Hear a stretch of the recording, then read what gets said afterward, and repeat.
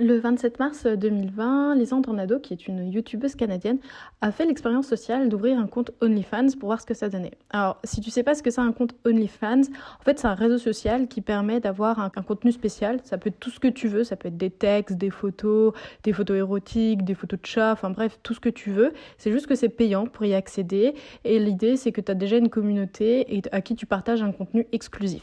Et donc, elle voulait faire l'expérience sociale d'ouvrir un compte et faire une vidéo pour documenter ce qui se passait et expliquer ce qui se passait, l'argent qu'elle se faisait, comment ça fonctionnait, globalement. À la surprise générale, elle a fait la une des tabloïds, elle a subi pas un lynchage public, mais voilà, des remarques désagréables, déplacées, des comportements inappropriés, des jugements de la part d'inconnus, de médias, etc., avec des remarques souvent teintées d'un sexisme profond. Et en fait, face à ça, moi, je me suis dit, mais pourquoi ? Genre, qu'est-ce qui se passe ?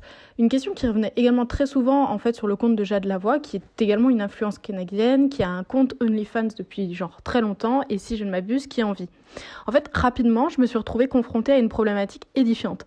Les femmes nues dans les publicités, ça choque personne, ou parfois très dénudées, ou en position sexy et tout, mais quand elles ont l'idée d'elles-mêmes, qu'elles contrôlent leur image, qu'elles en font ce qu'elles veulent, là ça dérange, parce que clairement c'est de ça dont il s'agit.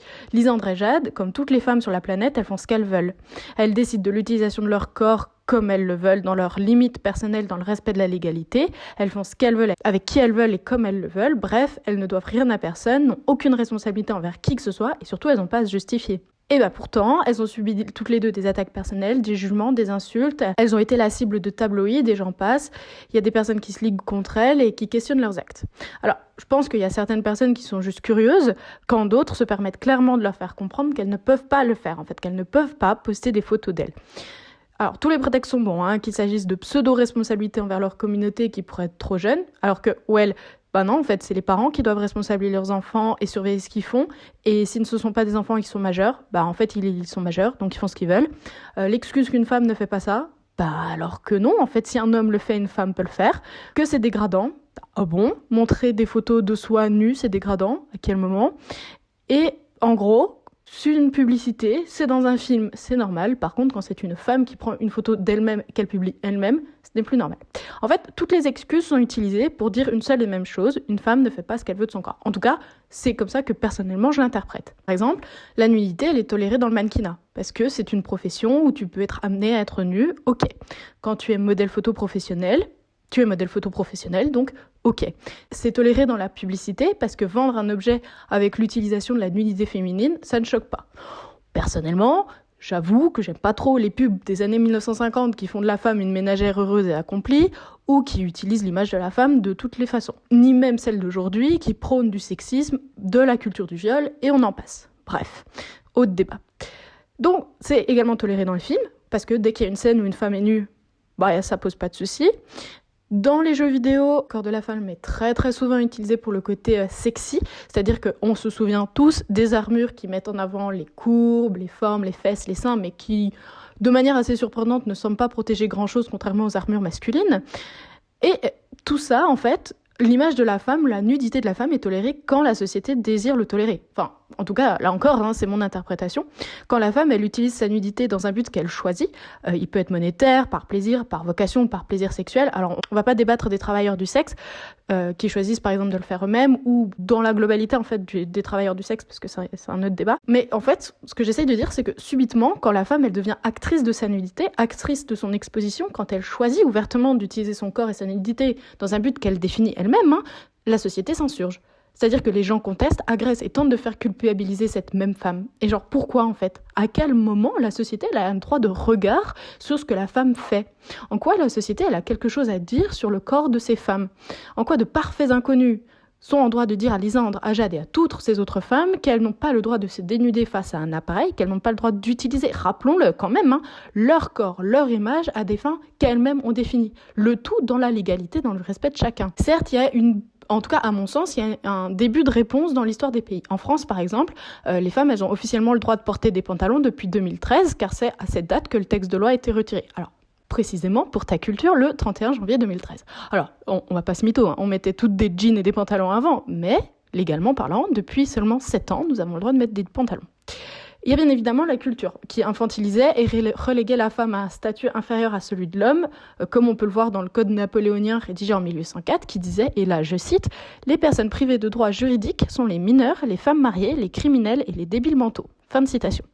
Alors, c'est pas ouf quand même comme principe de se faire considérer comme une personne débile mentale ou une criminelle ou une mineure quand on est une femme mariée. C'est un peu... on pourra en discuter, mais bon, pas trop envie. Mais en fait, la société, elle conditionnait les femmes, à l'époque en tout cas, à ne pas accéder aux études à partir du lycée, à ne pas signer un contrat, à ne pas gérer leurs biens, à ne pas travailler sans autorisation de leur mari ou à toucher un salaire. Ou encore, elles étaient interdites de voyager à l'étranger sans autorisation. Il y avait le contrôle du mari sur leur correspondance et leurs relations, l'obligation de devoir conjugal, l'interdiction de divorcer, entre autres. Donc, quand on réfléchit un peu, notre société, elle a un peu été conditionnée à faire de la femme un objet des hommes. Enfin, j'aime pas dire ça, en tant que féministe, c'est un peu...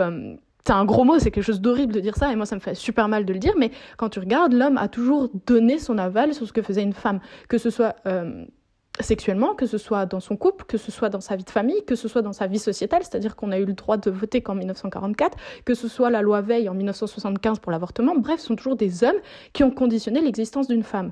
Donc en fait, s'affranchir de ces barrières par le simple fait d'utiliser son corps comme on l'entend, ça fait crier. Que ce soit les hommes, que ce soit les femmes, le nombre de femmes qui disent « mais t'as pas honte, tu dénigres la cause, tu t'en prends aux autres femmes, etc. » En fait, pour certains, le simple fait d'utiliser son corps comme on l'entend, c'est un problème. Pour certains, sans doute, ces interdictions datent d'un autre temps. Si on oublie effectivement qu'elles sont encore en vigueur dans certains pays, certes sous une autre forme ou avec d'autres restrictions, les femmes sont encore et toujours sous l'emprise d'une société patriarcale et paternaliste. Car si ce n'était pas le cas, si on réfléchit 2 minutes, si c'est pas le cas, le corps des femmes, il ne serait pas utilisé pour vendre tout et n'importe quoi, déjà première chose, il ne serait pas source de débat, on n'aurait pas besoin de censurer sur les réseaux sociaux, non, parce qu'on peut s'arrêter sur Instagram qui fait censurer les tétons féminins mais pas les tétons masculins, alors qu'anatomiquement c'est la même chose. Je parle bien du téton et du mamelon. Je veux dire, chez la femme, quand t'allaites, à la limite, il sort un peu plus. Mais sinon, fonctionnellement, c'est la même chose. Il y a juste une glande mammaire chez la femme, mais du coup, c'est la glande mammaire, c'est plus le téton. Donc en fait, c'est complètement con. Voilà, c'est mon avis, mais bon. Donc en fait, aujourd'hui, l'image de la femme nue, elle est censurée. C'est un fait, au XXIe siècle, dans une société qui se dit tolérante, ouverte, body positive, le corps de la femme, il est censuré quand il n'est pas utilisé à des fins de publicité, quand il n'est pas utilisé pour vendre un objet. En fait, une femme, elle peut pas faire ce qu'elle veut de son corps. Alors, une fois encore, c'est mon interprétation, mais elle peut pas monétiser son image si elle le souhaite, poster des images de nudité, et je parle pas des travailleurs du sexe, puisque, c'est un tout autre débat. Quand on s'arrête 2 minutes sur le phénomène social, pour citer des personnes connues, Lysandre et Jade se sont exposées, ont décidé de créer un compte OnlyFans et de donner du contenu exclusif. Elles n'ont même pas dit, à la base, je parle par exemple pour Lysandre, elle n'a pas parlé de faire des choses érotiques, elle n'a pas parlé de faire de la pornographie, elle aurait très bien pu mettre des photos de chats. En soi, juste mettre des photos de chats. Elle a juste dit, je fais un compte OnlyFans pour voir ce que ça va donner, et ça a été le tollé. Elle en a entendu parler comme pas possible, les gens ils ont dit, ouais, on va se voir à poil, etc., machin truc. Je veux dire, c'est quand même hallucinant. De mon point de vue personnel, en fait, je trouve cette situation extrêmement triste. C'est triste parce que, tu vois, on tend à aller vers une société qui se veut égalitaire, ou du moins équitable entre les hommes et les femmes.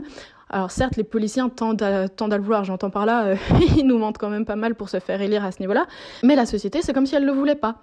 Parce que sinon, pourquoi elle critiquerait l'image d'une femme nue quand toutes les femmes ont un corps similaire ? Pourquoi vouloir le couvrir quand certains sont bien contents de profiter des charmes d'une femme ? Pourquoi le blâmer quand il est le même que nos mères et nos grands-mères ? Et accessoirement, on descend tous d'une femme, je le rappelle. Pourquoi refuser qu'une femme utilise son propre droit, c'est-à-dire son droit élémentaire et acquis par naissance de disposer de son propre corps à elle, dans la limite de la légalité du respect des autres ? Genre, à quel moment voir un corps nu est jugé dégradant quand il a des seins et un vagin ? À quel moment la nudité, ça se veut offensante ou déplaisante quand la femme, libre et indépendante, choisit de l'utiliser d'une manière conscientisée et personnelle, sans même, je veux dire, elle impose rien, elle force personne, elle fait juste un truc dans son coin, les gens choisissent de suivre, c'est la responsabilité des gens qui décident de suivre. C'est choquant à voir en fait qu'à notre époque, une femme qui utilise comme elle le veut son image, elle sera jugée, infantilisée, rabaissée, parfois huée sur les réseaux sociaux, alors qu'en fait, elle a commis aucun crime. Pas volé, elle a pas menti, elle a pas blessé, elle a pas extorqué des gens, elle a rien fait de grave. Alors moi, j'avoue que, au-delà de me révolter, parce que ça s'entend, ça me peine énormément, parce que je pense que d'une certaine manière, l'acceptation de soi, l'amour de son corps, ça passe peut-être par le fait de s'aimer nu sans artifice. Et je pense que si on était plus amené en tant que femme à voir des femmes qui s'aiment, qui s'acceptent nues et que la société ne blâme pas pour s'aimer nues, on s'aimerait peut-être mieux, on aurait peut-être moins de complexes et ça serait peut-être beaucoup plus simple en fait. Genre, comment les femmes peuvent-elles s'aimer complètement et pleinement quand elles ne peuvent pas faire ce qu'elles veulent de leur image, de leur corps ? surtout quand les hommes à côté peuvent. Je veux dire, est-ce qu'on est toutes condamnées à devoir accepter que notre corps de femme, ne soit accepté sous la forme la plus naturelle qu'à des fins de vente, qu'à des fins d'utilisation extérieure indépendante de notre volonté? Sommes-nous condamnés à ne pas pouvoir faire ce que nous voulons de notre corps, à ne pas pouvoir utiliser notre propre nudité dans une fin qui nous convient à nous, dans la limite de nos propres limites? C'est-à-dire, est-ce qu'on a juste le droit en fait d'être nu pour vendre du dentifrice, d'être nu dans notre salle de bain pour vendre du déodorant? Je veux dire, est-ce qu'on est obligé, est-ce qu'on est condamné même à devoir accepter que seule la société puisse utiliser notre image et pas nous-mêmes? C'est-à-dire que j'ai le droit de faire de la pub quand il s'agit d'une marque de voiture. Par contre, quand je suis toute seule dans mon appartement et que j'ai envie de mettre une photo sur Internet, alors là, c'est un scandale. Est-ce qu'on n'a pas juste une chance de faire changer les mentalités, de faire évoluer les choses? Alors je dis pas qu'il faut à l'instant tout se mettre à poil et faire des photos et tout. Je veux dire, non, dans le sens où chacun fait ce qu'il veut. Si toi t'es pas à l'aise avec cette idée, avec cette façon de fonctionner, soit, normal, je veux dire, chacun ses choix, chacun ses décisions, chacun son corps, chacun son rapport au corps. De mon point de vue, je pense qu'on doit tous se respecter, quelle que soit notre culture, notre personnalité, notre genre, etc. Rappelons quand même que chacun fait ce qu'il veut et que si t'es pas à l'aise, t'es pas à l'aise, ça se respecte en fait. Comme à l'inverse, si t'es super à l'aise avec ça et que tu le fais, ça se respecte également. En fait, je me demande juste ce qu'il faudra à la société pour comprendre que oui, en fait, une femme, elle fait ce qu'elle veut. Elle utilise son corps comme elle le souhaite. En fait, son corps, c'est son corps et ça lui appartient tout entier. Donc elle peut décider de l'exposer si elle le souhaite, comme elle peut choisir de le cacher et de ne pas le montrer. Tous les choix, en fait, sont entendables et respectables. Tous. Donc pourquoi s'en prendre à une femme qui choisit de vivre avec son corps comme elle l'entend? Pourquoi se permettre de juger ses choix, d'en discuter, d'en faire un sujet à débat quand il ne devrait juste pas y avoir de débat? Je veux dire, est-ce qu'on débat de tous les hommes qui marchent en plein été torse nu dans la rue, alors que théoriquement on n'a pas le droit? Est-ce qu'on débat de tous ces hommes qui s'affichent sur les réseaux sociaux? On débat de leur corps, on débat de leur nudité. Est-ce qu'on en fait des articles dans les journaux? Est-ce qu'on pollue les réseaux sociaux avec ça? Non. Alors dans ce cas, pourquoi on le fait avec les femmes?